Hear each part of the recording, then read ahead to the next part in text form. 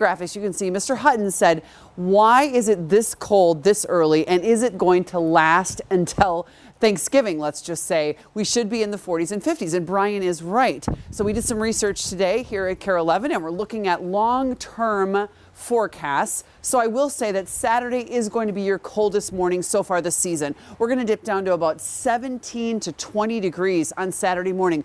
Tomorrow night, the winds are going to die down. The skies are going to be clear, so not too windy, not as windy, I should say, during those football hours tomorrow night versus during the day. Right now, the winds are picking up here in the KARE 11 backyard.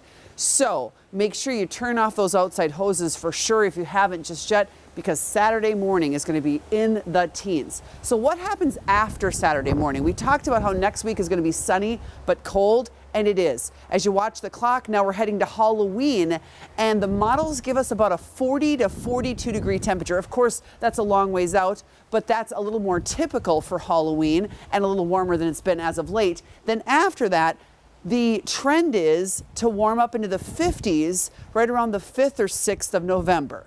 And the long-range forecast for the month of November is above average. And this forecast, the CPC forecast month to month, has actually been very, very reliable as of late. So that gives me more confidence in that forecast. So will it be in the 50s again? Yes, I think it will be. Will it be in October? Maybe not. We might have to wait until early November for that to happen. So I want to thank Brian for that question today.